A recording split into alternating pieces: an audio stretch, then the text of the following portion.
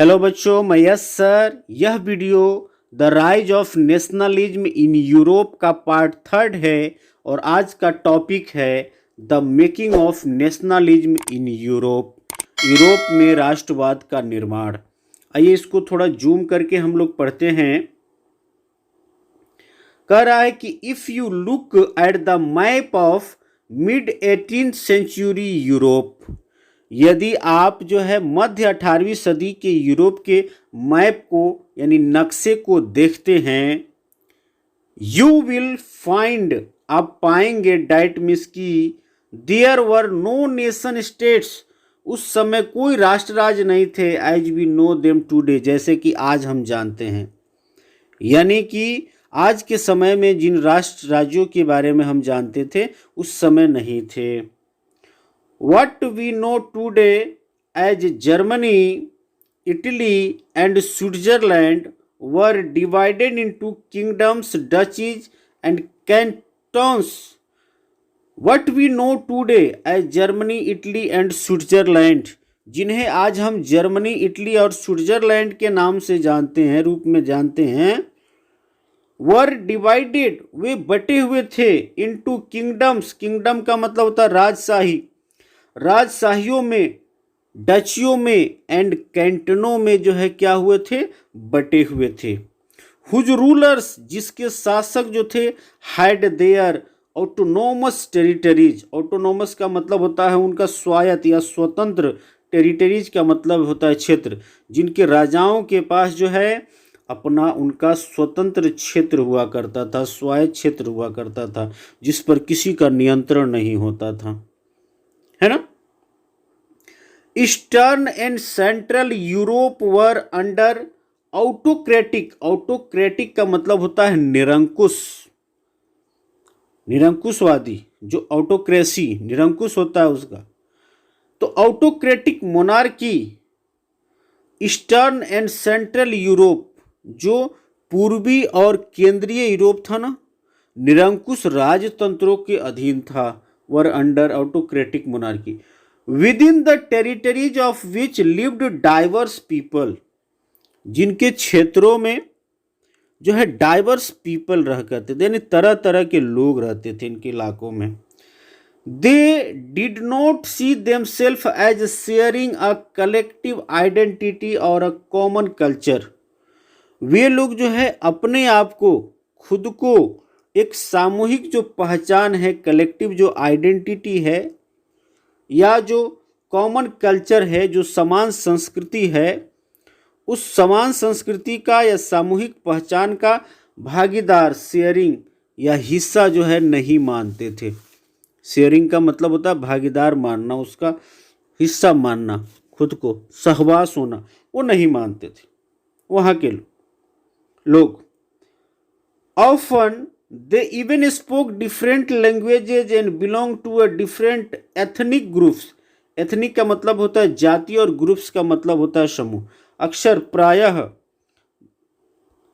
they even spoke different languages, वे जो है कई अलग अलग भाषाएं बोलते थे, and belong to a different ethnic groups, और विभिन्न जातीय समूहों के वे सदस्य थे, उनसे वो बिलोंग करते थे वहाँ के लोग।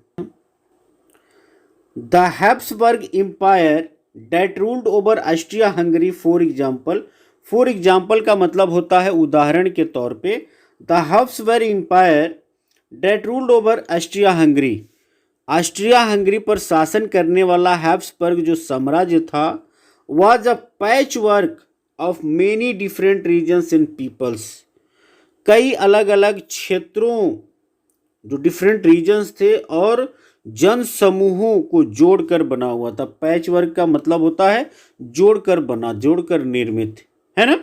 जैसे आप देखते हैं सड़क में पैचिंग होता है, कहीं कहीं गड्ढे हो जाते हैं तो वहाँ लगा दिया जाता है, तो उसी तरह कह रहा है कि वहाँ भी जो है अलग अलग जो जन समूह थे या अलग अलग जो क्षेत्र के लोग थे उनको मिलाकर वो बना हुआ था।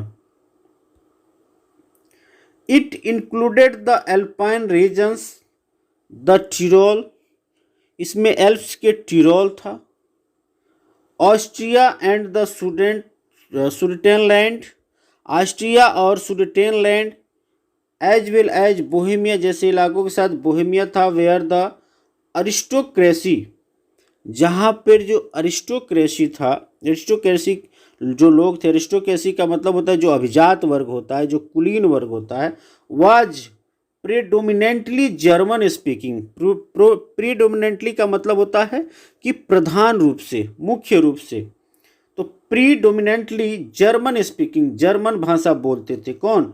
जो वहाँ के कुलीन लोग थे। कहाँ के? तो बोहेमिया की बात हो रही है। जो बोहेमिया के कुलीन वर्ग थे वे क्या करते थे? जर्मन भाषा का प्रयोग करते थे, जर्मन भाषा ज़्यादा बोलने वाले वो लोग थे।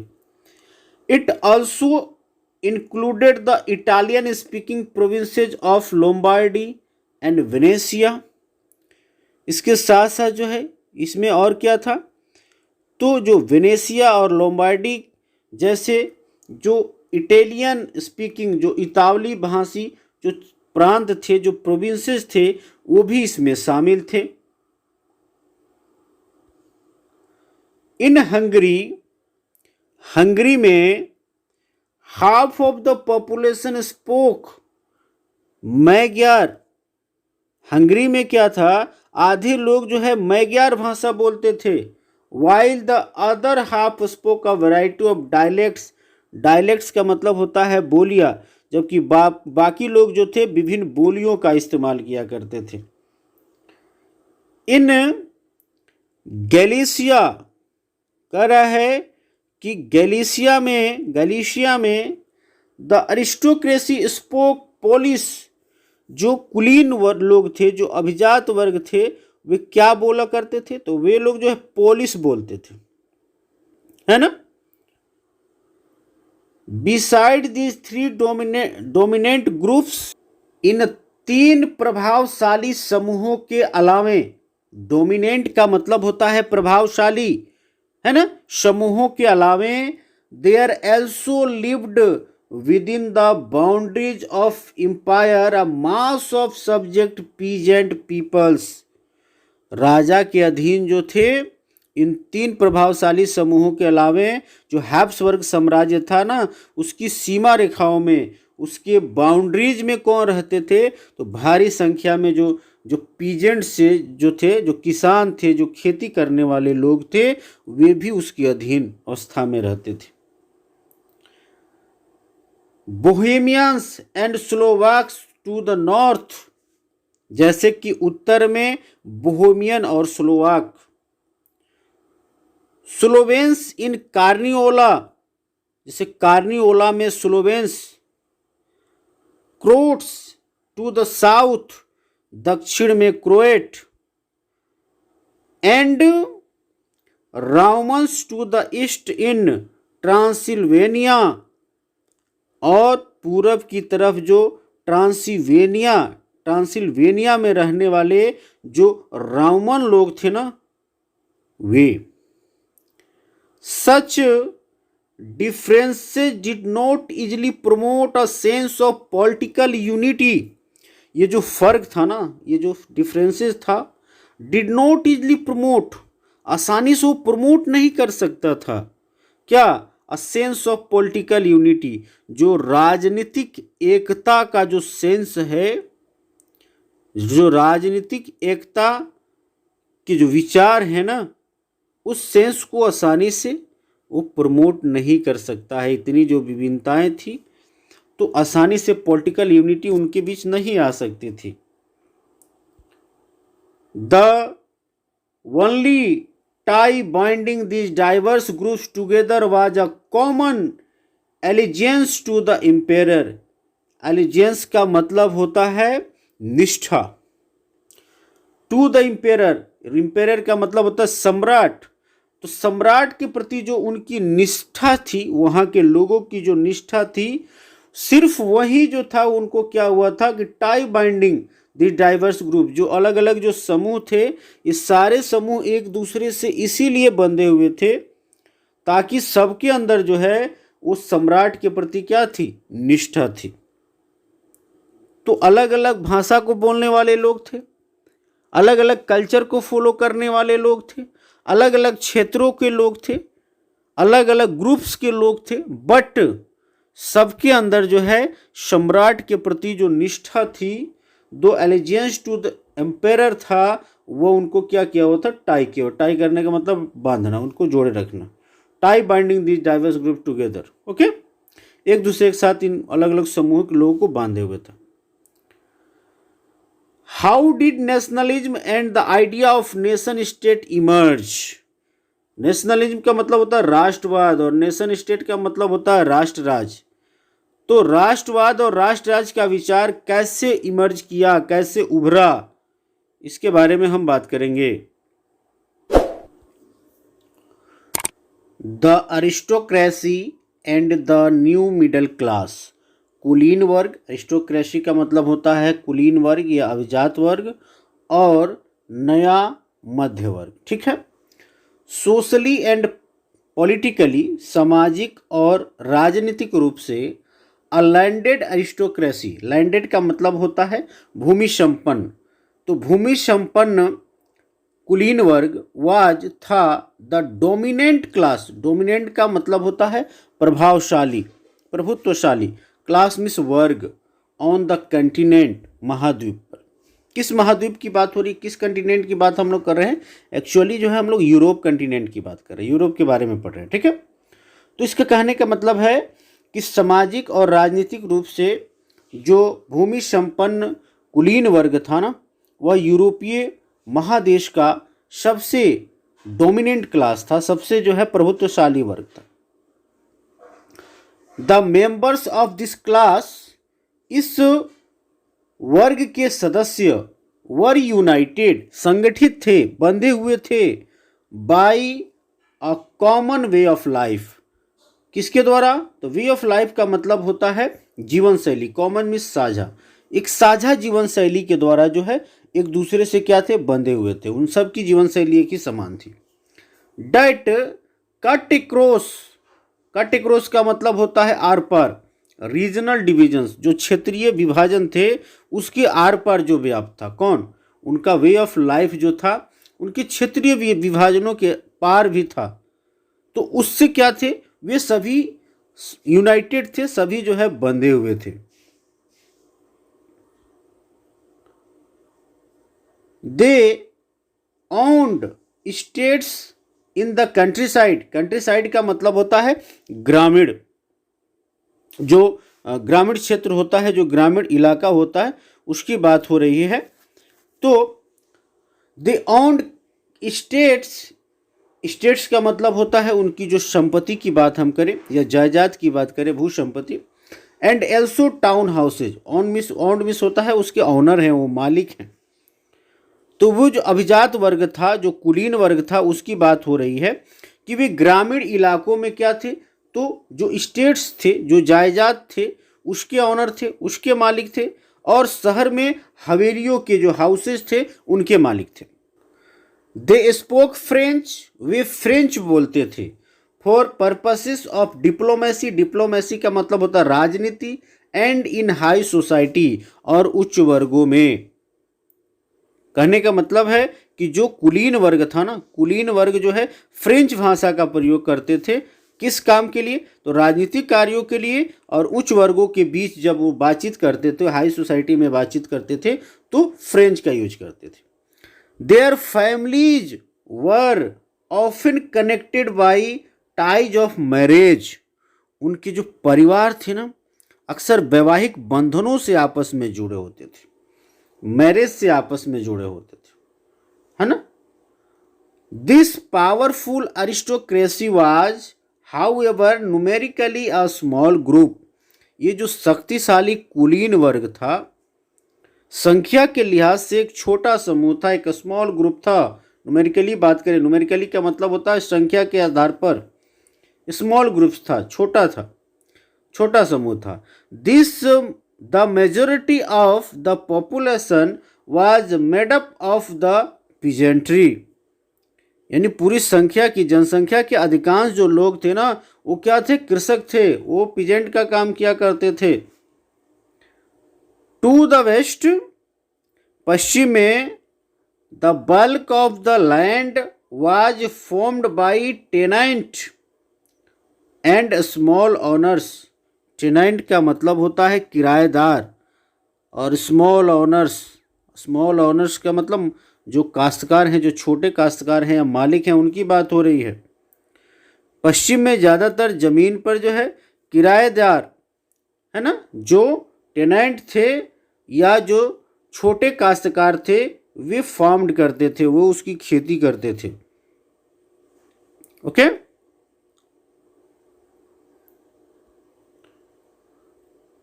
While in eastern and central Europe, जबकि पूर्वी और मध्य यूरोप में बात किया जाए, ईस्टर्न मीन्स पूर्वी और सेंट्रल मीन्स होता है मध्य, केंद्रीय यूरोप में बात किया जाए, the pattern of land holding का मतलब होता है भूमि धारण, was characterised by vast estate. Vast means होता है विशाल, स्टेट मीन्स होता है वही जागीर की बात करें, है ना, या जायदाद की बात करें, तो जो land holding was characterised by vast estate which were cultivated by serfs means भूदास या कृषिदास।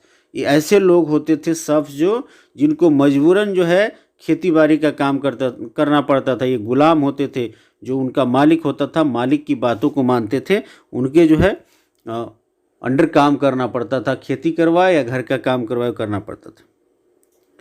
तो कह रहा है क्या कि पूर्व और मध्य यूरोप में बात हो रही है कि भूमि में जो है, भूमि विशाल जागीरों में बटा हुआ था।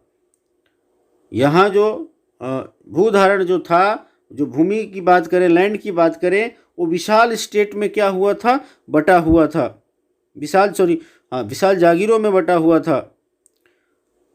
विच वर कल्टिवेटेड बाई सर्फ्स, जिस पर जो भूदास थे वो क्या करते थे, खेती किया करते थे। ओके, आइए नेक्स्ट पेज पे चलने से पहले थोड़ा सा इसको देख लें हम लोग।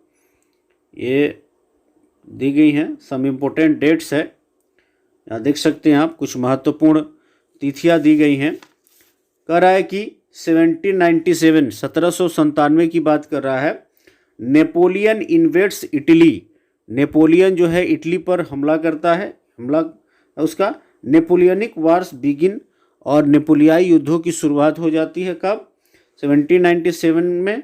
फिर है 1814 टू 1815, 1814 से 1815 के बीच क्या होता है, फॉल ऑफ नेपोलियन का पतन, द वियना पीस सेटलमेंट, और वियना शांति संधि होती है इसी समय।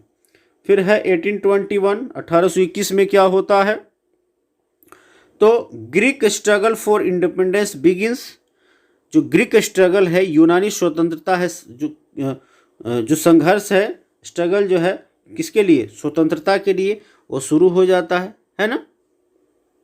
यूनान के स्वतंत्रता के लिए जो ग्रीक स्ट्रगल है वो शुरू हो जाता है। आइए फिर आगे है 1848 में क्या होता है, कौन सी घटना घटती है, तो रेवोल्यूशंस इन यूरोप में जो है क्रांति होती है।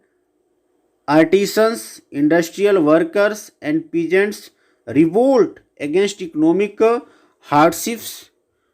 जो उस समय जो है जो भी इकोनॉमिक हार्डशिप्स होता है, जो आर्थिक परेशानियां होती है, उससे त्रस्त होकर जो आर्टिसंस है, कारीगर्स हैं, या जो इंडस्ट्रियल वर्कर्स हैं, जो औद्योगिक मजदूर हैं, या जो पीजेंट्स हैं, जो किसान हैं, वे क्या करते हैं, रिवोल्ट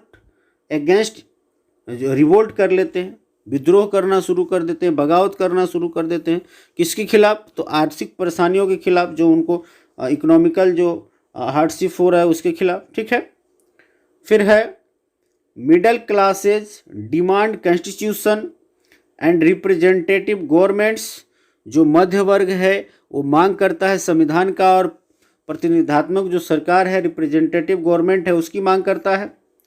इटालियंस, जर्मन्स, मैग्यार्स, पोल्स, है ना। उसके बाद से जो है Czechs, etc demand nation state. जो इटालियन है, इटालियन का कह सकते हैं इतालवी, और जर्मन है, मैग्यार हैं, पोल हैं, चेक हैं, आदि जो हैं डिमांड नेशन स्टेट। ये जो है राष्ट्र राज्यों की मांग करते हैं। फिर 1859 टू 1870 के बीच क्या होता है, यूनिफिकेशन ऑफ इटली होता है, इटली का एकीकरण। फिर 1816 से 1871 के बीच क्या होता है, यूनिफिकेशन ऑफ जर्मनी, जर्मनी का एकीकरण होता है। 1905 में क्या होता है, 1905 में Slav nationalism gathers force in the Habsburg and Ottoman empire, Habsburg और ऑटोमन साम्राज्य में स्लाव राष्ट्रवाद जो है मजबूत होता है, गेदर फोर्स में आता है, पावर में आता है ना स्लाव राष्ट्रवाद। आइए देखते हैं नेक्स्ट पेज पे क्या है। In western and parts of central Europe, पश्चिमी और मध्य यूरोप के हिस्सों में the growth of industrial production and trade, औद्योगिक उत्पादन और व्यापार में वृद्धि से, meant the growth of towns and the emergence of commercial classes, commercial classes का मतलब होता है वाणिज्यिक वर्ग, इमरजेंस का मतलब होता है उदय। क्या हुआ कि शहरों के ग्रोथ हुए, शहरों के विकास हुए और वाणिज्यिक वर्ग का, कमर्शियल क्लास का उदय हुआ। किसके बदौलत, तो औद्योगिक उत्पादन और व्यापार में वृद्धि से, जो growth of industrial production and trade था, इसके कारण जो है कहाँ पे, तो western and parts of the central Europe, पश्चिमी और मध्य यूरोप के हिस्सों में इस तरह की घटनाएं घटी। ठीक है, फिर आगे है whose existence was based on production for the market, जिनका एक्सिस्टेंस जो था, अस्तित्व जो था, वाज बेस्ड आधारित था, ऑन, बेस्ड ऑन किस पर आधारित था, प्रोडक्शन फॉर द मार्केट, बाजार के लिए उत्पादन पर, जिनका अस्तित्व जो था वो क्या था, आधारित था, जो टिके हुए थे। इंडस्ट्रियलाइजेशन, औद्योगिकरण, began in England in the second half of 18th century, 18वीं शताब्दी के जो है, 18वीं शताब्दी के दूसरे भाग में इंग्लैंड में जो है औद्योगिकरण की शुरुआत होती है। But in France and parts of German states, लेकिन फ्रांस में और जर्मन राज्यों के कुछ हिस्सों में it occurred only during the 19th century, यह जो है 19वीं शताब्दी के दौरान स्थापित होता है। क्या चीज, इंडस्ट्रियलाइजेशन, औद्योगिकरण। ठीक है, इन इट्स वेक, इसके परिणाम स्वरूप क्या होता है, न्यू सोशल ग्रुप केम, नया सामाजिक समूह जो है केम इनटू बीइंग, अस्तित्व में आता है। A working class population and middle class made up of industrialist, businessman, professionals, जो उद्योगपति हैं, व्यापारी और सेवा क्षेत्र के लोगों से जो है क्या बनता है, तो वर्किंग क्लास पॉपुलेशन बनता है। यानी इन लोगों के द्वारा जो है, जो वर्किंग क्लास है, जो श्रमिक जो लोग वर्ग है उसके लोग, और मिडिल क्लास का निर्माण होता है, मध्य वर्ग का निर्माण होता है। फिर है in central and eastern Europe, मध्य और पूर्वी यूरोप में these groups were smaller in number till late 19th century, ये जो ग्रुप्स थे ना वो स्मॉलर थे, आकार में क्या थे, स्मॉलर इन नंबर्स, संख्याओं में जो थे ये कम थे, छोटे थे। कब तक, तो टिल लेट 19th सेंचुरी, 19वीं शताब्दी के अंत तक, अंतिम समय तक जो है ये जो ग्रुप्स थे, ये जो समूह थे, ये क्या थे, कम संख्या में थे, यानी छोटे थे, है ना, इनका आकार छोटा था। It was among the educated liberal middle classes that idea of national unity following the abolition of aristocratic privileges gained popularity. थोड़ा सा इसको हम लोग को पार्ट में बांट के पढ़ना पड़ेगा, ऐसे करेंगे। द एबोलिशन, एबोल्यूशन का मतलब होता है समाप्ति, किसी भी चीज़ को क्या कर देना, खत्म कर देना, उसको समाप्त कर देना, उन्मूलन कर देना, उसका समापन कर देना। तो द एवोल्यूशन ऑफ अरिस्टोक्रेटिक प्रिविलेजेज, जो अरिस्टोक्रेटिक प्रिविलेजेज था, जो कुलीन वर्गों को मिलने वाला विशेषाधिकार था, उसका जब उन्मूलन हो जाता है तो it was among the educated liberal middle classes that idea of national unity gained popularity. तो जो शिक्षित और उदारवादी मध्य वर्ग है, उनके बीच जो राष्ट्रीय एकता का विचार है, जो आइडिया ऑफ नेशनल यूनिटी है, वो गेन करता है, प्राप्त करता है पॉपुलरिटी, किसको? लोकप्रियता को। यानी नेशनल यूनिटी, राष्ट्रीय एकता का जो विचार है, उस समय शिक्षित और उदारवादी मध्य वर्गों के बीच लोकप्रिय होता है, जिस समय जो है जो अरिस्टोक्रेटिक प्रिविलेजेज है, जो कुलीन विशेषाधिकार हैं, उसके एबोलिशन हो जाते हैं, उसकी समाप्ति हो जाती है तब। ठीक है, अगला टॉपिक है what did liberal nationalism stand for. Liberal का मतलब होता है उदारवादी। उदारवादी राष्ट्रवाद के क्या मायने थे, आइए इसको जानते हैं। आइडियाज ऑफ नेशनल यूनिटी, राष्ट्रीय एकता के विचार, in early 19th century Europe में जो है 19वीं शताब्दी के प्रारंभ में, अर्ली पोजीशन में राष्ट्रीय एकता के विचार जो थे वर क्लोजली एलाइड, बहुत करीब से जुड़े हुए थे, किससे? द आइडियोलॉजी ऑफ लिबरलिज्म, उदारवाद के विचारधारा से। आइडियोलॉजी का मतलब होता है विचारधारा से जुड़े हुए थे, बहुत पास से, बहुत करीब से। Okay, the term liberalism derives from the Latin root liber. जो लिबरलिज्म टर्म है, जो पद है, लैटिन मूल के लीबर शब्द से निकला हुआ है, मीनिंग फ्री, जिसका अर्थ होता है आजाद, स्वतंत्र। For the new middle classes, नए मध्य वर्ग के लिए, liberalism stood for freedom for the individual, व्यक्ति के स्वतंत्रता के लिए था। लिबरलिज्म का मतलब था व्यक्ति की स्वतंत्रता, and the equality of all before the law, और कानून के सामने जो है, कानून के समक्ष सबकी इक्वलिटी, सबकी समानता। ठीक है, पॉलिटिकली, राजनीतिक रूप से, it emphasised the concept of government by consent. Consent का मतलब होता है सहमति। राजनीतिक रूप से जो है उदारवाद का मतलब है ऐसी सरकार जो सहमति से बनी हुई है। सहमति से बनने वाली सरकार की जो विचारधारा है, वो उस पे क्या करता है? एम्फेसिस करता है, उस पे ये जोर देता है। कौन? लिबरलिज्म। ओके, आगे है since the French revolution, France की क्रांति से, liberalism had stood for the end of autocracy and clerical privileges. Liberalism का मतलब जो किसके लिए खड़ा होता है? तो लिबरलिज्म जो है वो पक्षधर है किस चीज का?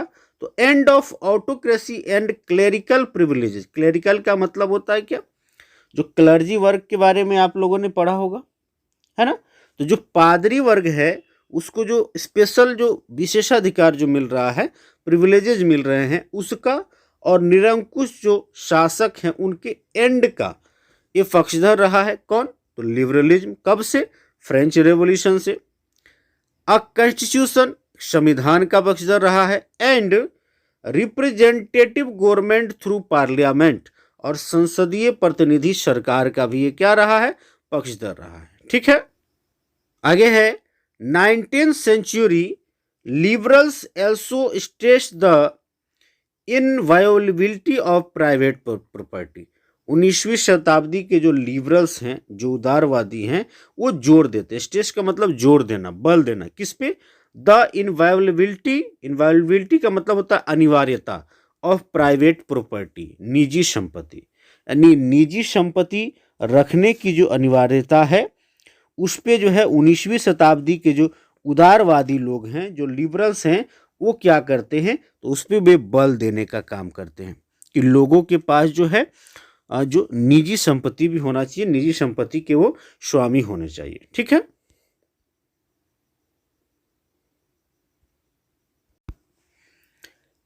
8. Equality before the law did not necessarily stand for universal suffrage. Suffrage का मतलब होता है मताधिकार, यूनिवर्सल का मतलब होता है वैश्विक। कह रहा है कि equality before law did not necessarily stand for universal suffrage. जो वैश्विक रूप से जो मत देने का जो अधिकार था, उस अधिकार के लिए जो इक्वलिटी बिफोर लॉ था, कानून के सामने जो समानता का भाव था ना, डिड नॉट नेसेसरली स्टैंड, वो आवश्यक रूप से जो है वो उसके साथ नहीं था, खड़ा नहीं था। यानी कहने का मतलब है कि यह जरूरी नहीं था कि कानून के समक्ष जो बराबरी का विचार है, वह विचार सबके लिए मताधिकार के भी पक्ष में बराबरी का हो, है ना, कि सबको ठीक है, सबको जो है राइट है सफरेज का, मताधिकार का। कानून के समय जो इक्वलिटी का तो था लॉ, लेकिन मताधिकार के लिए नहीं था, ऐसी बात है। यू विल रिकॉल डैट, आप याद करेंगे कि इन रिवोल्यूशनरी फ्रांस, जो क्रांतिकारी जो फ्रांस था, उस फ्रांस की बात हो रही है, which marked the first political experiment in liberal democracy. जो लिबरल डेमोक्रेसी है ना, जो उदारवादी लोकतंत्र है, उस उदारवादी लोकतंत्र को मार्क कर सकते हैं द फर्स्ट पॉलिटिकल एक्सपेरिमेंट, पहली प्रजातांत्रिक क्या बोलते हैं प्रयोग के रूप में, उसको आप क्या कर सकते हैं, मार्क कर सकते हैं। यानी कहने का मतलब है कि जो क्रांतिकारी फ्रांस था, उदारवादी प्रजातंत्र का पहला राजनीतिक प्रयोग था। जो लिबरल डेमोक्रेसी था, उसका फर्स्ट पॉलिटिकल एक्सपेरिमेंट था क्या, तो क्रांतिकारी France. Okay. The right to vote and to get elected, vote देने का अधिकार, मत देने का अधिकार, एंड टू गेट इलेक्टेड, और चुने जाने का जो अधिकार था, वाज ग्रांटेड एक्सक्लूसिवली, मतलब केवल, ओनली, है ना, टू प्रॉपर्टी ओइंग मैन, जो संपत्ति वाले लोग थे, जो संपत्ति संपन्न लोग थे, संपन्नवान जो पुरुष थे, उन्हीं को जो है सिर्फ वोट देने का और चुने जाने का अधिकार था केवल। Main without property and all women were excluded from political rights, बिना संपत्ति के जो लोग थे, यानी जो निर्धन लोग थे, जो गरीब लोग थे, और सभी महिलाएं, किसी भी समुदाय की क्यों ना हो, किसी भी क्लास की क्यों ना हो, उन सभी महिलाओं को और संपत्ति विहीन लोगों को क्या कर लिया गया था, तो जो राजनीतिक अधिकार था ना, ये वोट देने का और इलेक्ट होने का, उससे वंचित रखा गया था। Only for a brief period, बहुत कम समय के लिए, अंडर द जैकोबियंस, जब जैकोबियन का शासन था, उस शासन की बात हो रही है कि उस शासन के लिए बहुत कम समय के लिए, did all adult males enjoy suffrage, सभी वयस्क लोगों ने क्या किया, सफरेज को एंजॉय किया, यानी जो मताधिकार था उन सभी वयस्क लोगों को प्राप्त था, मताधिकार का प्राप्त था। ठीक है, जितने भी एडल्ट्स थे, चाहे किसी भी क्लास के हों, वो पुअर हों या रिच हों, है ना, या हायर क्लासेज हो, लोअर क्लासेज हो, डजेंट मैटर, सबको प्राप्त था। However the Napoleonic code went back to limited suffrage, Napoleon का जब नेपोलियनिक कोड आया, नेपोलियन की जो संघीयता थी, पुनः उसने क्या किया, सीमित जो लिमिटेड सफरेज था उसको वापस लाया, सीमित मताधिकार वापस लाया, and reduced women to status of a minor, और जो महिलाएं थी ना, उन महिलाओं को अवयस्क का दर्जा दिया, माइनर स्टेटस उसने प्रदान किया। Subject to the authority of father and husbands, और उन्हें जो है पिता और पतियों को अधीन कर दिया, ऐसे महिलाओं को कहा कि भाई महिलाएं जो हैं, महिलाएं अवयस्क होती हैं चाहे कितनी बड़ी हो जाए, और उनको हमेशा जो है अपने फादर के अंदर और अपने हस्बैंड के अंदर रहना चाहिए। किसने? तो नेपोलियन की संहिता ने इस बात को कहा। Throughout the 19th and early 20th century, 19वीं और 20वीं शताब्दी के प्रारंभ की बात हो रही है, आरंभिक वर्षों में women and non propertied men organised opposition, औरतें और संपत्ति विहीन पुरुषों ने क्या किया कि विरोध आंदोलन, ऑपोजिशन मूवमेंट, विरोध आंदोलन चलाया, ऑर्गेनाइज किया। डिमांडिंग इक्वल पॉलिटिकल राइट्स, यानी समान राजनीतिक अधिकारों की मांग करते हुए जितने नॉन प्रॉपर्टी मेन थे, संपत्ति विहीन लोग थे, और जितनी महिलाएं थी, उन लोगों ने क्या किया कि अपोजिशन मूवमेंट को ऑर्गेनाइज किया, विरोध आंदोलन को चलाया। ठीक है।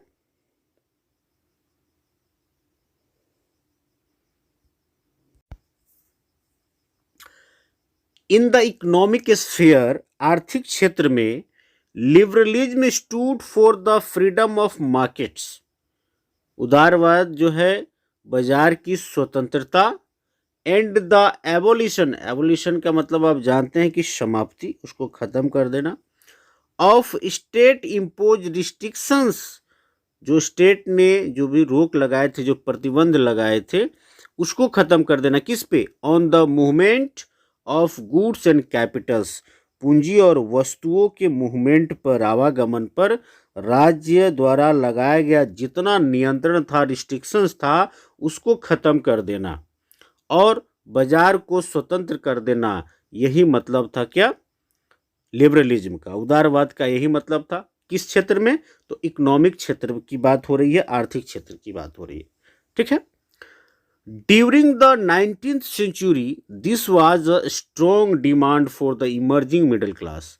During the 19th century, 19वीं शताब्दी के दौरान, ड्यूरिंग इसके दौरान, this was a strong demand, ये बहुत मजबूत एक मांग था, of the emerging, emerging means होता है निकलता हुआ, मिडिल क्लास, उभरता हुआ, है ना।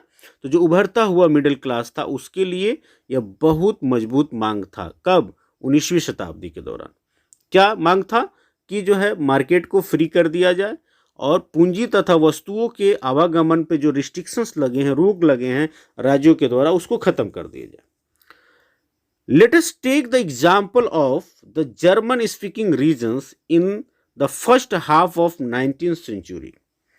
19वीं शताब्दी के जो है पहले भाग में जर्मन स्पीकिंग जो रीजन्स हैं, जो जर्मन भाषी प्रदेश हैं, उनका उदाहरण लेते हैं। नेपोलियंस एडमिनिस्ट्रेटिव मेजर्स, नेपोलियन के प्रशासनिक जो पहल थे, जो कदम थे, हैड क्रिएटेड आउट, उसने क्रिएट किया, उत्पन्न किया था। क्या किया था? देखिएगा उससे क्या हुआ।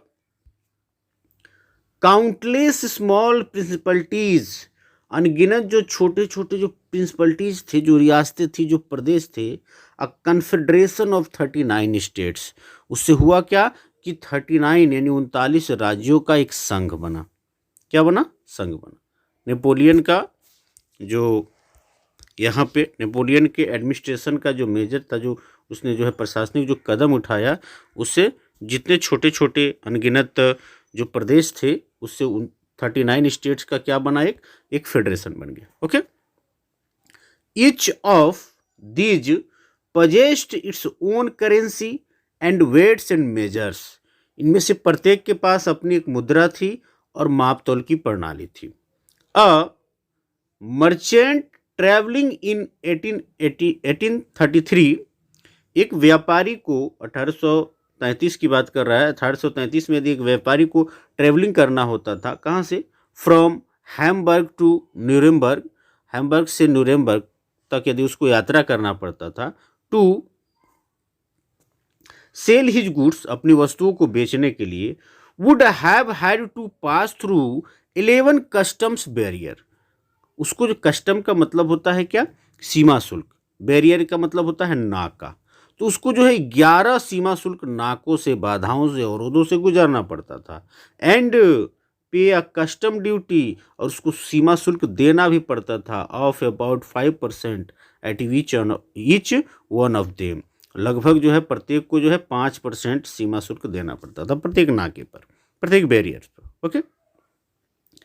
Duties were often levied according to the weight और measurement of the goods. Goods का मतलब होता है वस्तु।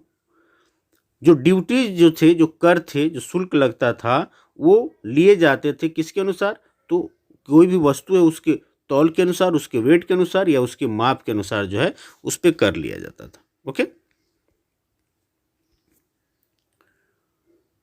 As each region had its own system of weight and measures, चूंकि प्रत्येक क्षेत्र के पास जो है अपना माप तौल की प्रणाली थी।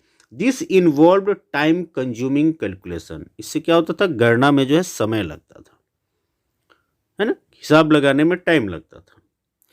The measure of cloth, for example, उदाहरण के तौर पे बात किया जाए, the measure of cloth was the L, कपड़े का जो मापक था ना, जो वो एल था। Which in each region stood for a different length, जो प्रत्येक क्षेत्र में अलग अलग माप का था, अलग अलग उसका साइज था। An ell of textile material bought in Frankfurt would get you 54.7 cm। मान लीजिए कि यदि आप टेक्सटाइल मटेरियल का मतलब होता कपड़ा, कपड़ा को आप फ्रैंकफर्ट में खरीदते हैं, एक एल कपड़ा जो है फ्रैंकफर्ट में आप खरीद रहे हैं, तो वहाँ पे आपको 54.7 cm मिलेगा, है ना, कपड़ा वहाँ मिल जाएगा। इन मेंज 55.1 cm, मेंज में जो है 55.1 cm मिल जाएगा। इन न्यूरेमबर्ग 65.6, न्यूरेमबर्ग में जो है 65.6 cm मिल जाएगा। इन फ्राइबर्ग 53.5 cm, और फ्राइबर्ग में कितना मिलेगा? 53.5। तो डिफरेंट है। ये कहने का मतलब है कि चूंकि अलग अलग क्षेत्रों में जिस टेक्सटाइल को जो है जिस मेजरमेंट से मापा जाता था वो एल था, और अलग अलग क्षेत्रों में एल अलग अलग माप को दिखाता था, तो कैलकुलेशन में भी समय लगता था। सब रीजन के पास अलग अलग अपना मेजरमेंट, वेट एंड मेजर का क्या था? सिस्टम था, एक प्रणाली था, तो ज़्यादा टाइम लगता था। Okay. Such conditions were viewed as a obstacles. Obstacles का मतलब होता है बाधा, अवरोध, है ना। तो इस स्थिति को जो है देखा जा रहा था एक बाधा के रूप में to economic exchange and growth, आर्थिक विनिमय और वृद्धि के बाधा के रूप में जो है इस स्थिति को क्या की जा रही थी? देखी जा रही थी। By the new commercial class, किसके द्वारा? तो नए वाणिज्यिक वर्ग के द्वारा जो है इस स्थिति को, इस कंडीशन को इस रूप में देखा जा रहा था कि इससे क्या होगा? इकोनॉमिक एक्सचेंज एंड ग्रोथ में क्या होगा? ऑब्स्टेकल्स होगा, एक अवरोध होगा, एक बाधा उत्पन्न होगी। Who argued for the creation of unified economic territory. Unified economic territory का मतलब होता है एकीकृत आर्थिक क्षेत्र। जो इस चीज के आर्ग्यू, बहस दे रहे थे, तर्क दे रहे थे कि भाई एक क्रिएशन किया जाए, एक रचना किया जाए, किसका? तो एक एकीकृत जो यूनिफाइड इकोनॉमिक टेरिटरी है, एकीकृत आर्थिक जो क्षेत्र है, उसकी संरचना की जाए, उसका क्रिएशन किया जाए। Allowing the unhindered, unhindered means होता है बाधा रहित, movement of goods, people and Capitals, जहाँ पर जो है वस्तुओं के, लोगों के और पूंजी का जो मूवमेंट है, जो आवागमन है, वो अनहिंडर्ड हो, बाधा रहित हो। यानी ऐसा एक यूनिफाइड इकोनॉमिक टेरिटरी की क्या की जाए? तो क्रिएशन किया जाए, इसकी संरचना की जाए, बनाई जाए उसको, है ना। तो कौन इसको इस तर्क को दे रहे थे? तो न्यू कमर्शियल क्लास जो था वो तर्क को दे रहा था। इन 1834, 1834 में कस्टम्स यूनियन और Zollverein was formed at the initiative of Prussia. Initiative का मतलब होता है पहल। 1834 में प्रसा के पहल से क्या हुआ?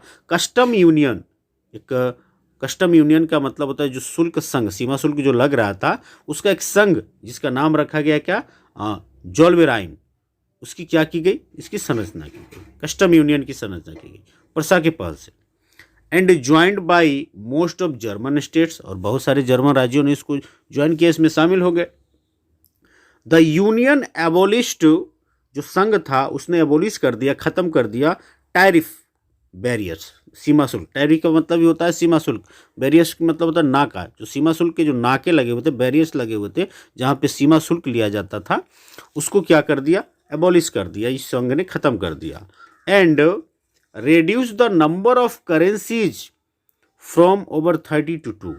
और जो मुद्राओं की संख्या थी ना, चूंकि आप इसमें पता है कि सबकी अपनी अपनी मुद्राएं थी, तो 30 से अधिक जो मुद्राओं की संख्या थी उसको रेड्यूस कर दिया गया, उसको कम कर दिया गया और 2 पर ला के रोक दिया गया।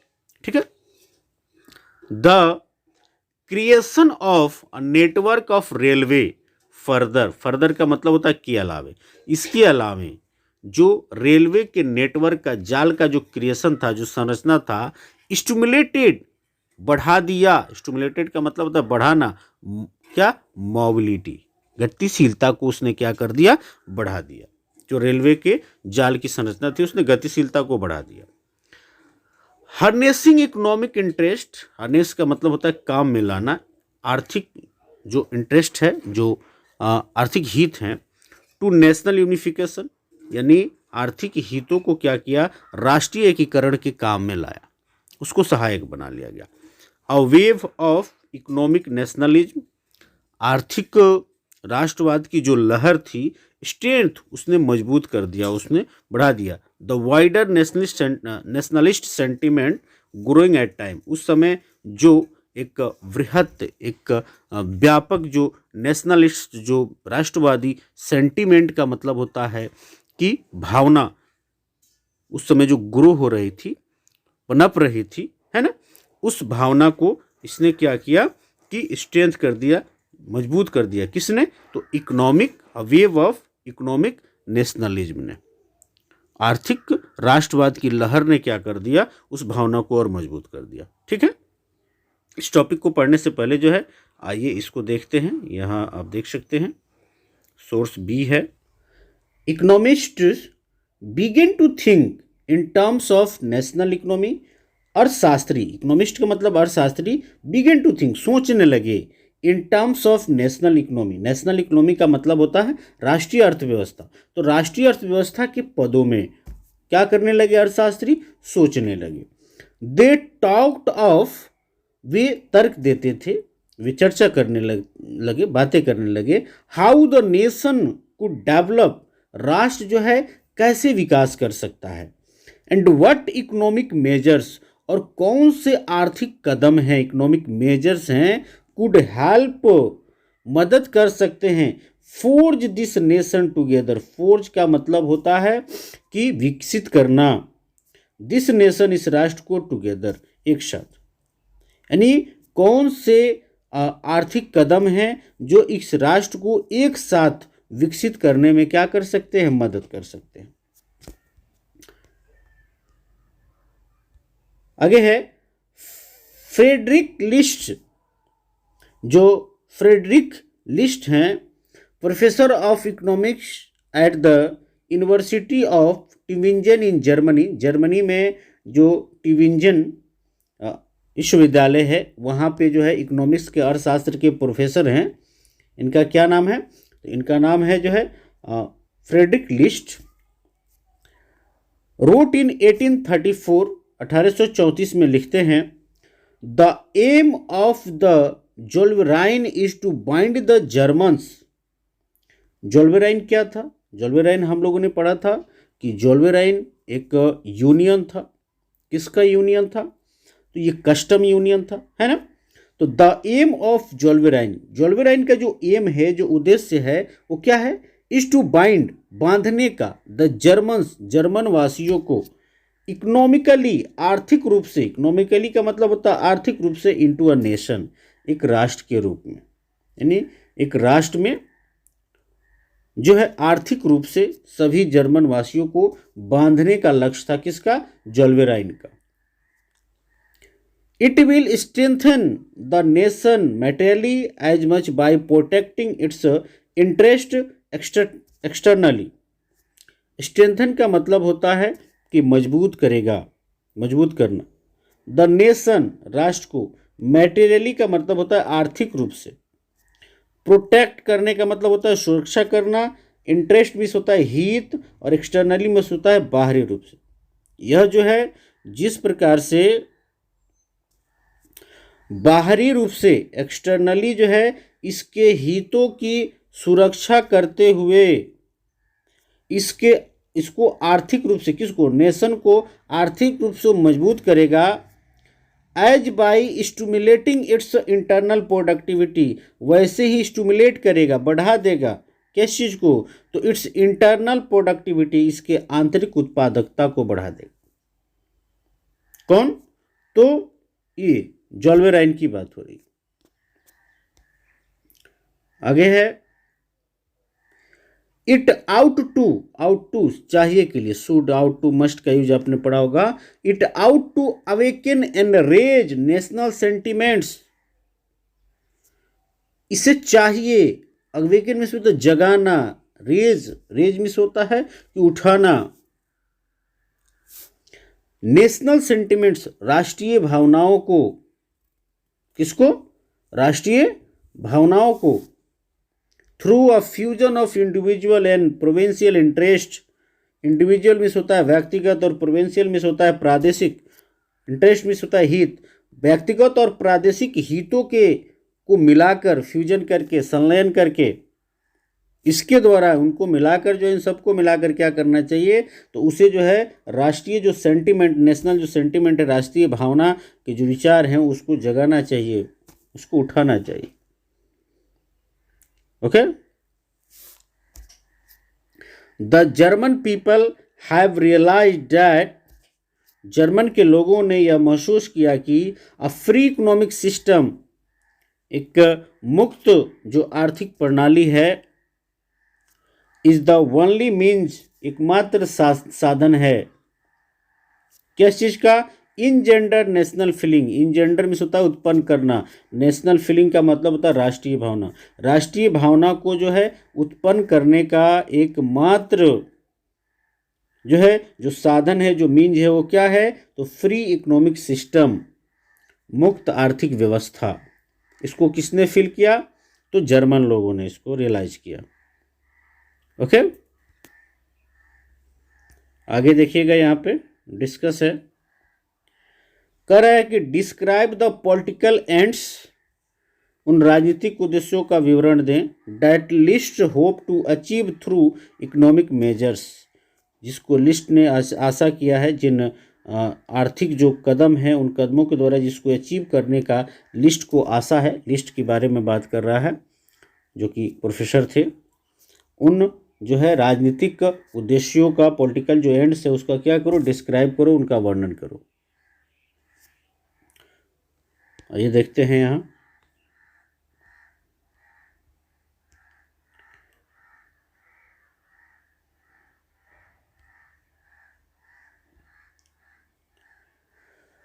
अ न्यू कंजर्वेटिज्म आफ्टर 1815, 1815 के बाद एक नया रूढ़िवाद, कंजर्वेटिज्म का मतलब होता है रूढ़िवाद, इसके बारे में यहाँ दिया हुआ है बगल में, देखेंगे यहाँ क्या लिख रहा है। कंजर्वेटिज्म अ पॉलिटिकल फिलोसफी, एक राजनीतिक दर्शन, डैट स्ट्रेस, जो जोर देता है, जो बल देता है, the importance of tradition, tradition का मतलब होता है परंपरा, परंपरा के महत्व पर, इस्टेब्लिश इंस्टीट्यूशन, स्थापित संस्थानों पर, एंड कस्टम्स, और जो रीति रिवाज हैं उन पे जो बल देता है ना, उस तरह का जो पॉलिटिकल फिलोसफी है, जो राजनीतिक दर्शन है। एंड प्रिफर्ड, प्रिफर्ड का मतलब होता है प्राथमिकता देना, ग्रेजुअल, क्रमशः, क्रमिक, डेवलपमेंट, क्रम से जो विकास होता है उसको जो प्राथमिकता देता है, to quick change, quick change का मतलब होता है तीव्र बदलाव, जो तेज बदलाव के बजाय जो धीरे धीरे यानी क्रमिक चलने वाला जो विकास है उसको जो प्राथमिकता देता है, और जिसमें जो है जो परंपराओं के महत्व को बताए, जो स्थापित संस्थान हैं या जो रीति रिवाज हैं उन पे जोर दे, दबाव दे, उसी तरह का जो फिलॉसफी है, उस फिलॉसफी को, इस दर्शन को ही क्या कहते हैं, कंजर्वेटिज्म कहा जाता है, उसको जो है रूढ़िवाद कहा जाता है ना। Following the defeat of Napoleon in 1815, 1815 में नेपोलियन के डिफीट के बाद, हार के बाद, European governments were driven by a spirit of conservatism. यूरोपीय सरकारें जो थी वो रूढ़िवाद की भावना से, स्पिरिट से क्या थी, प्रभावित थी, प्रेरित थी। ठीक है। कंजर्वेटिव्स बिलीव्ड, रूढ़िवादी विश्वास करते थे, डैट की establish traditional institutions of state and society, राज्य और समाज के स्थापित, इस्टेब्लिश्ड का मतलब होता है स्थापित, ट्रेडिशनल का मतलब होता है पारंपरिक, है ना, परंपरा पे आधारित जो इंस्टीट्यूशंस थे, संस्थाएं थे, उन संस्थाओं पर क्या करते थे, जो रूढ़िवादी थे वो बिलीव करते थे, विश्वास करते थे। लाइक द मोनार्की, जैसे कि जो राजतंत्र था, द चर्च, सोशल हायरार्कीज, जो सामाजिक ऊंच नीच थे, प्रॉपर्टी, जो संपत्ति, and the family should be preserved. उनका मानना था कि ये सभी चीज़ें जो हैं इनको बनाए रखे जाने चाहिए, इनको बरकरार रखना चाहिए। ठीक है। क्या क्या चीज़, तो सामाजिक ऊंच नीच है, या संपत्ति है, या परिवार है, या चर्च है, या राजतंत्र है, ये सभी चीज़ें जो है बनी हुई रहनी चाहिए, ख़त्म नहीं होनी चाहिए। किनका मानना था, तो जो कंजर्वेटिव्स थे उनका। मोस्ट कंजर्वेटिव्स हाउएवर, फिर भी ज़्यादातर जो रूढ़िवादी थे, did not propose a return to the society of pre revolutionary days. जो क्रांति हुआ था उस समय ना, तो क्रांति के पहले का जो दौर था, उस दौर में जो है पुनः रिटर्न होना नहीं चाहते थे, जो वापस जाना नहीं चाहते थे। ज़्यादातर जो रूढ़िवादी लोग थे, यानी अधिकतर रूढ़िवादी लोग क्रांति के पहले के दौर में वापस जाना नहीं चाहते थे। ओके।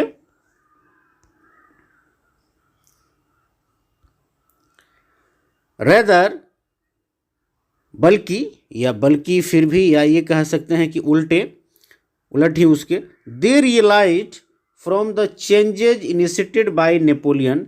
नेपोलियन ने जिन बदलाव की शुरुआत की, जिन बदलाव को प्रारंभ किया था, उन बदलाव से उनको एहसास होता है, उनको महसूस होता है, डैट मीन्स की मॉडर्नाइजेशन कुड इनफैक्ट का मतलब होता है वास्तव में, strengthen traditional institutions like the monarchy.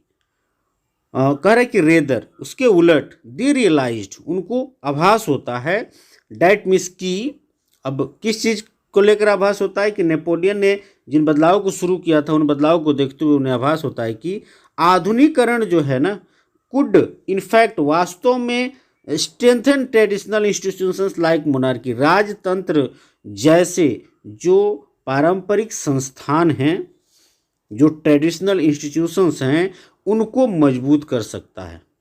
कौन, तो मॉडर्नाइजेशन, आधुनिकीकरण। It could make state power more effective in strong, यह राज्य के शक्ति को जो है ज़्यादा प्रभावशाली और मजबूत बना सकता है। अ मॉडर्न आर्मी, एक आधुनिक सेना, एंड एफिशिएंट ब्यूरोक्रेसी, एक जो है कुशल नौकरशाही, अ डायनामिक इकोनॉमी, गतिशील अर्थव्यवस्था, the abolition of feudalism, feudalism का मतलब होता है सामंतवाद, एंड सर्फडम का मतलब होता है भूदासत्व, सामंतवाद और भूदासत्व का एबोलिशन, खात्मा, समाप्ति, कुड स्ट्रेंथन, ये क्या मजबूत कर सकता है, the autocratic monarchies of Europe, Europe के जो निरंकुश राजतंत्र है ना, उन राजतंत्रों को ये क्या कर सकते हैं, तो शक्ति प्रदान कर सकता है, उनको मजबूती दे सकता है ना, ये सारी चीज़ें। इन 1815 में रिप्रेजेंटेटिव्स ऑफ यूरोपियन पावर्स, यूरोपीय शक्तियों के जो प्रतिनिधि थे, Britain, Russia, Prussia and Austria, who had collectively defeated Napoleon, जिन्होंने मिलकर जो है नेपोलियन को डिफीट किया था, हराया था, met at Vienna to draw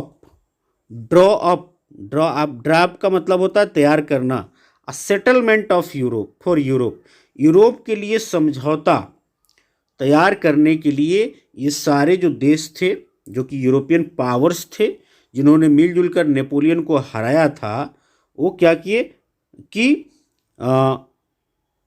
Vienna में मेट किए, वियना में मिले। ठीक है। द कांग्रेस वाज, कांग्रेस का मतलब होता है सम्मेलन। होस्टेड, होस्ट का मतलब होता है आयोजन करना या मेजबानी करना। द कांग्रेस वाज होस्टेड, सम्मेलन की मेजबानी किया गया by the Austrian chancellor Duke Metternich, जो ऑस्ट्रियन चांसलर थे ड्यूक मेटरनिक, उनके द्वारा जो है सम्मेलन की मेजबानी की गई। द डेलीगेट्स, डेलीगेट्स का मतलब होता है प्रतिनिधि। ठीक है।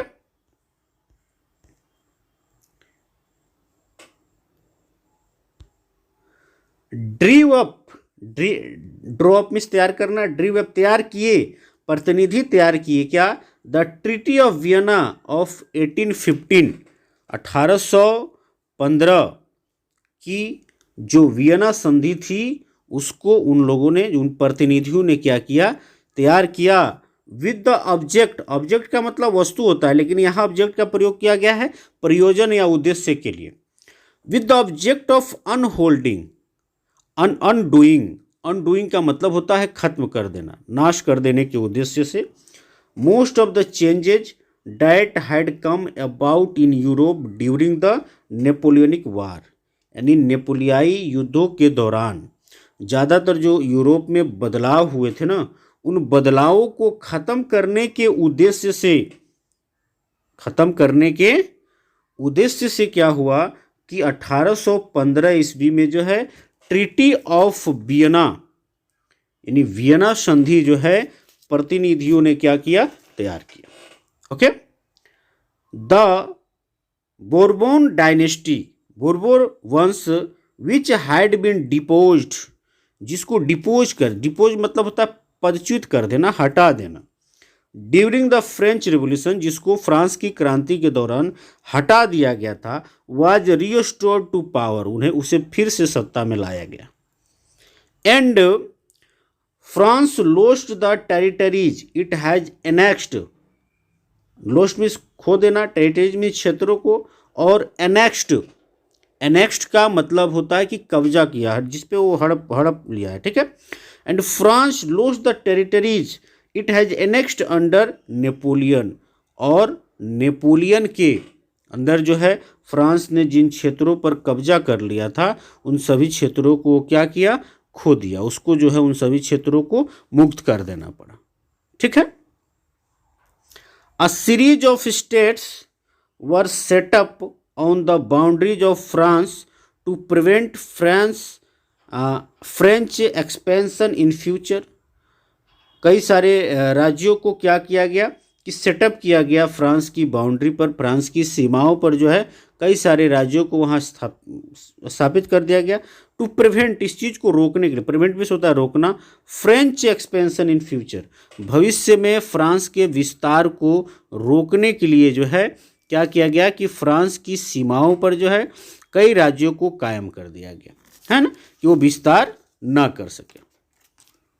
Thus, the kingdom of Netherlands, which included Belgium, was set up in the north.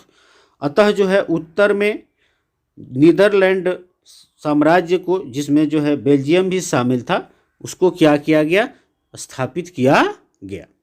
ठीक है। And Genoa was added to Piedmont in the south, और दक्षिण में जो है पिडमोंट में जो है जिनेवा को क्या कर दिया गया, जोड़ दिया गया। Prussia was given important new territories, Prussia को जो है महत्वपूर्ण नए क्षेत्रों को दिया गया। ऑन ईस्ट वेस्टर्न फ्रंटायर्स, इसकी जो पश्चिमी सीमाएं थी, फ्रंटायर्स का मतलब होता है उसकी सरहद या सीमा, उन पश्चिमी सीमाओं पर जो है इसे महत्वपूर्ण नए क्षेत्र दिए गए। While Austria was given control of northern Italy, जबकि ऑस्ट्रिया को जो है उत्तरी इटली का नियंत्रण दिया गया। But the German confederation of 39 states that had been set up by Napoleon was left untouched, 39 राज्यों का जो जर्मन महासंघ बना था, जिसको नेपोलियन ने बनाया था, उसको क्या किया गया, उसे ज्यों का त्यों रखा गया, उसे छुआ नहीं गया, बरकरार रखा गया। ठीक है। इन द ईस्ट, पूर्व में, Russia was given part of Poland, Russia को जो है पोलैंड का एक हिस्सा दिया गया। While Prussia was given a portion of Saxony, जबकि प्रसा को जो है सैक्सनी का एक हिस्सा दिया गया। The main intention was to restore the monarchies, इसका मुख्य इंटेंशन जो था ना, मुख्य जो उद्देश्य था, इंटेंशन का मतलब उद्देश्य, कि रिस्टोर द मोनार्कीज, उन राजतंत्रों को स्थापित करना, उन मोनार्कीज को रिस्टोर करना, that had been overthrown, overthrow का मतलब बर्खास्त कर देना, जिसको बर्खास्त कर दिया गया था बाय नेपोलियन, नेपोलियन के द्वारा जिन राजतंत्रों को बर्खास्त कर दिया गया था, उन सब को पुनः स्थापित करना क्या था, इसका मुख्य उद्देश्य था। ठीक है। And create a new conservative order in Europe, और यूरोप में जो है नई रूढ़िवादी व्यवस्था कायम करना, न्यू कंजर्वेटिव ऑर्डर को कायम करना, इनका क्या था, इनका मुख्य उद्देश्य था। ठीक है।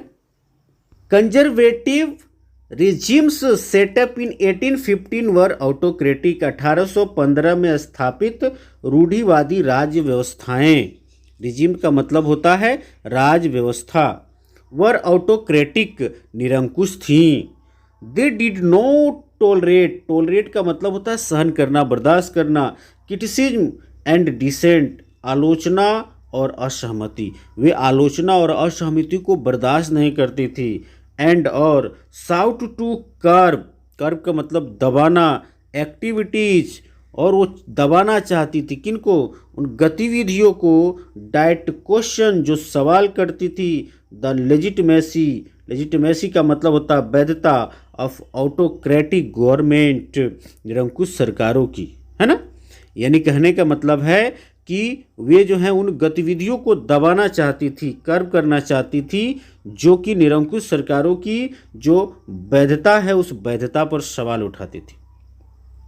Most of them imposed, impose करने का मतलब होता है लागू करना, लगाना, इनमें से बहुत सारा जो है इम्पोज किया हुआ था, लगाया हुआ था क्या, सेंसरशिप लॉज, सेंसरशिप नियमों को, टू कंट्रोल, नियंत्रण करने के लिए, किस चीज पे, what was said in newspaper, books, plays and songs, and reflected the ideas of liberty and freedom,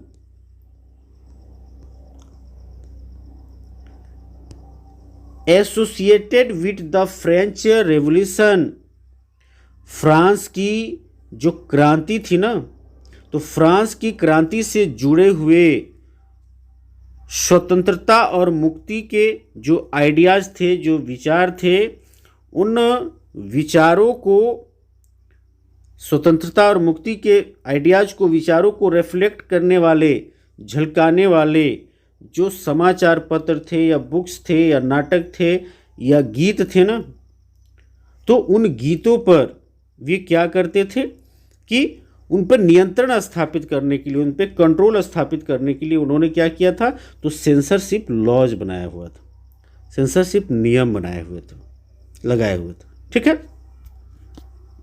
फिर आगे है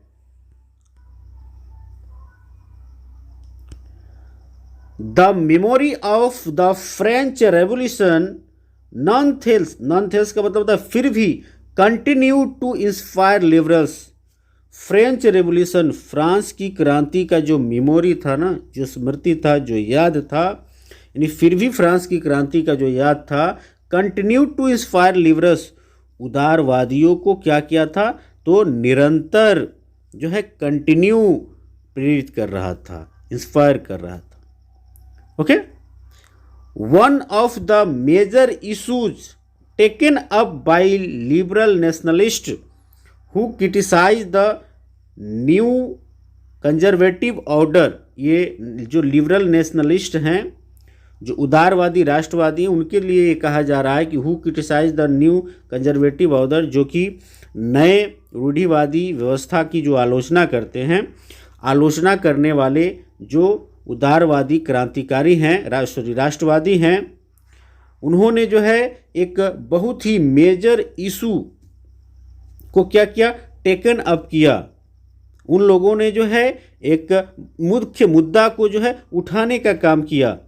वो क्या था, was freedom of the press, जो कि प्रेस की स्वतंत्रता थी, प्रेस की आज़ादी थी।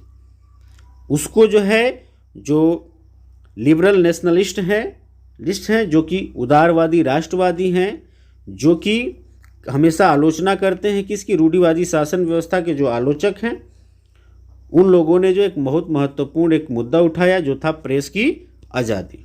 ठीक है, इसके बाद आइए देखते हैं इस फिगर के बारे में। हम लोग डील करने से पहले इसको देख लें। ये एक्टिविटी यहाँ लिखा हुआ है, कुछ दिया हुआ है आपके लिए। क्या है, plot on a map of Europe and changes drawn up by the Vienna Congress. Europe के जो plot on a map of Europe, Europe का जो नक्शा है, नक्शे पर जो है the changes drawn up by the Vienna congress, Vienna congress के द्वारा जो बदलाव हुए हैं उन बदलाव को क्या करो, प्लॉट करो, चिन्हित करो। ठीक है, फिर एक डिस्कस भी दिया हुआ है, चर्चा करने के लिए दिया हुआ है कि what is the caricaturist trying to depict, जो व्यंग्यकार हैं वो क्या दर्शाने का प्रयास कर रहे हैं, ट्राई कर रहे हैं। ठीक है, अब क्या किसके लिए है, ये फिगर के लिए। फिगर जो है यहाँ देख सकते हैं, व्यंग्यात्मक फिगर है। आइए इसको पढ़ते हैं हम। कह रहा है कि द क्लब ऑफ थिंकर्स, चिंतकों का क्लब, एनोनिमस कैरिकेचर, कैरिकेचर का मतलब होता है कि व्यंग चित्र, एनोनिमस का मतलब होता है अनाम, अनाम व्यंग चित्र, डेटिंग टू 1820, 1820 के आसपास बनाया गया एक अनाम व्यंग चित्र है। यहाँ पे क्लब ऑफ थिंकर से देखिए बैठे हुए हैं, देख सकते हैं आप। कह रहा है कि the plaque on the left bears the inscription, बाईं तरफ की जो पट्टी है उस पर कुछ चीज़ें लिखी गई हैं, कुछ शिलालेख हैं, कुछ इंस्क्रिप्शंस हैं।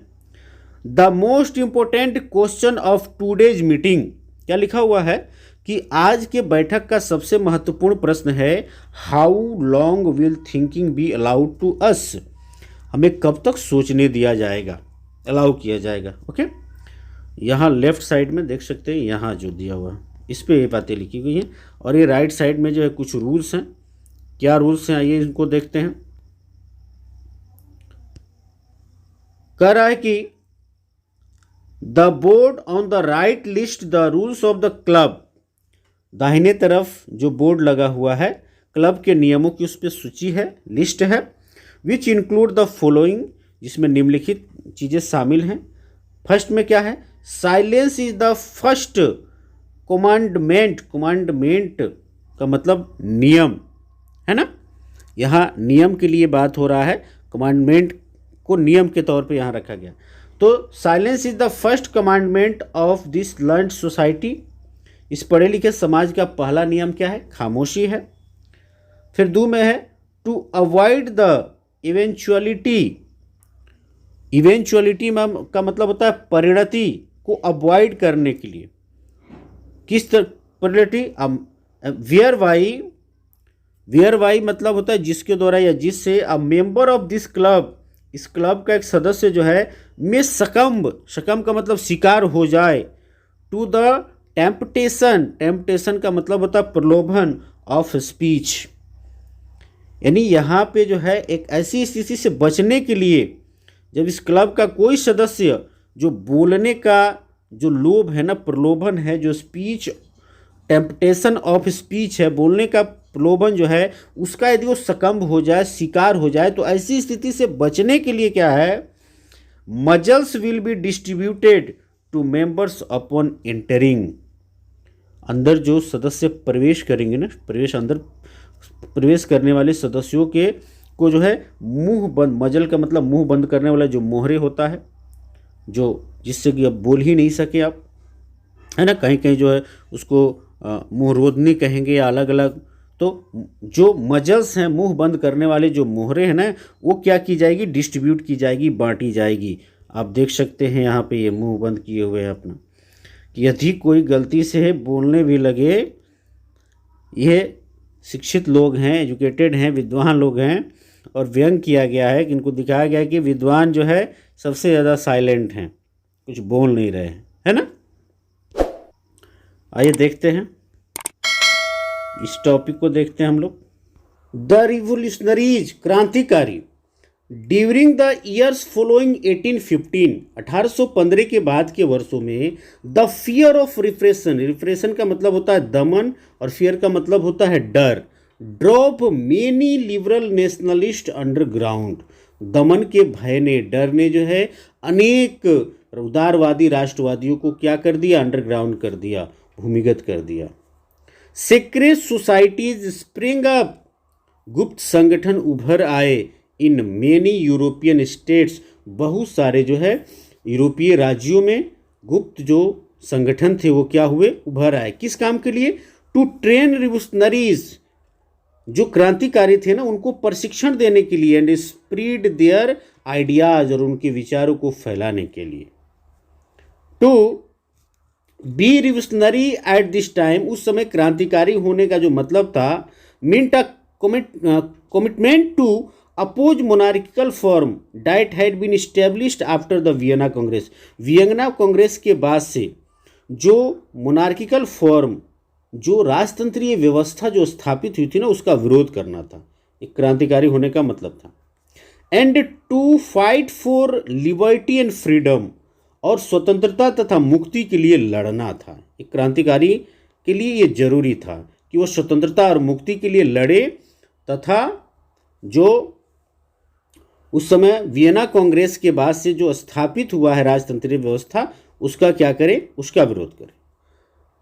Most of this revolutionaries also saw the creation of nation state, ज़्यादातर जो इसमें से रिवोल्यूशनरीज थे वो नेशन स्टेट के क्रिएशन को देखते थे, उसके संरचना को किस रूप में देखते थे, as a necessary part of this struggle for freedom, स्वतंत्रता के लिए जो संघर्ष चल रहा था ना, इस संघर्ष के एक जरूरी हिस्से के रूप में वो लोग देख रहे थे कि क्या होना चाहिए, नेशन स्टेट का क्रिएशन होना चाहिए, उसकी संरचना होनी चाहिए। ठीक है।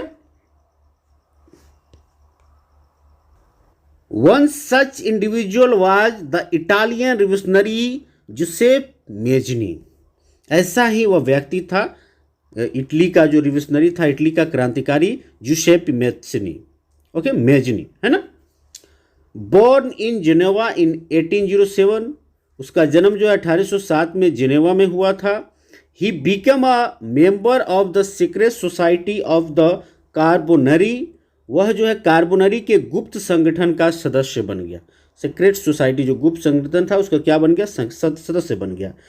As a young man of 24, 24 साल की युवा अवस्था में, he was sent into exile, उसे जो है बहिष्कृत कर दिया गया, देश निकाला कर दिया गया।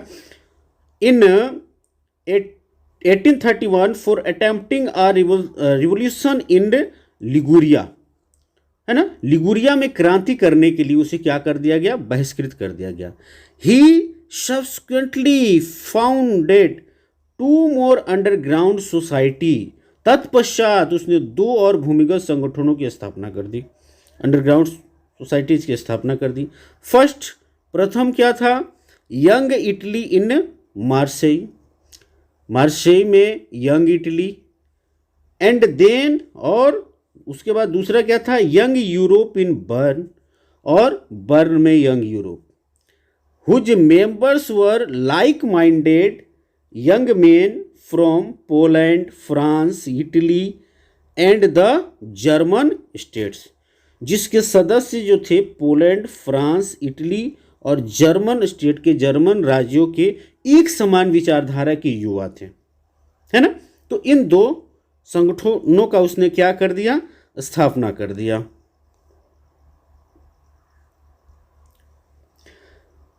Mazzini believed that God had intended nations to be the natural unit of mankind. Mazzini या मेसिनी को ऐसा विश्वास था कि जो नेशन है, जो राष्ट्र है, वही मनुष्यों की प्राकृतिक इकाई है, नेचुरल यूनिट है।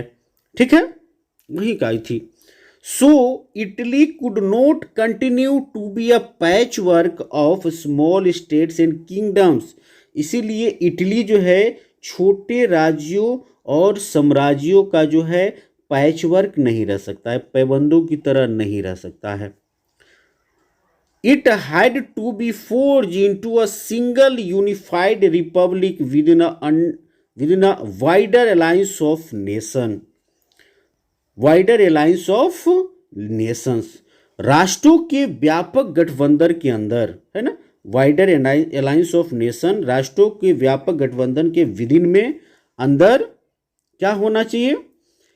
एकीकृत सिंगल यूनिफाइड रिपब्लिक्स, एकीकृत गणतंत्र उनको बना देना चाहिए, वो विकसित करना चाहिए, फॉर्म कर देना चाहिए। ठीक है, this unification alone could be the basis of Italian liberty. यह एकीकरण ही इटली के मुक्ति का क्या था? आधार हो सकता था, बेसिस हो सकता था। ओके, फॉलोइंग हिज मॉडल, उसके इस मॉडल के देखा देखी, secret societies were set up in Germany, France, Switzerland and Poland. गुप्त संगठन जो है जर्मनी में, कहाँ? तो जर्मनी में, फ्रांस में, स्विट्जरलैंड में और पोलैंड में भी स्थापित किए गए, कायम किए गए। Mazzini's relentless opposition to monarchy and his vision of democratic republics. Relentless का मतलब होता है कि अनवरत, कठोर तरीके से, अपोजिशन, विरोध, ऑफ मोनार्की। मोनार्की का मतलब होता है राजतंत्र का। मेजनी का जो राजतंत्र के विरुद्ध में लगातार जो विरोध रहा और उसका विजन ऑफ डेमोक्रेटिक रिपब्लिक्स, उसके लोकतांत्रिक गणराज्यों का जो उसका स्वप्न रहा, फ्राइटेंड द कंजर्वेटिव्स, रूढ़िवादियों को उसने क्या कर दिया? हरा दिया। Okay, Metternich described him as the most dangerous enemy of our social order. Metternich ने उसे जो है हमारी सामाजिक व्यवस्था का सबसे खतरनाक दुश्मन माना है, बताया है ना, most dangerous enemy. Actually Metternich के बारे में आप लोग पढ़े होंगे कि मेटरनिक जो था क्या था? एक राजनयिक था या राजनेता था। वो ऑस्ट्रिया का विदेश मंत्री भी रहा और वो उसने ऑस्ट्रिया में क्रांतिकारी विचार न पनप देने का जो दृढ़ संकल्प लिया हुआ था, तो क्रांतिकारियों के बहुत खिलाफ रहता था। इसीलिए मेटरनिक ने उसको क्या कहा कि यह हमारी सामाजिक व्यवस्था का सबसे खतरनाक दुश्मन है ना। किसको बताया? तो ये मेजनी को उसने बताया। ठीक है, thank you for watching this video guys.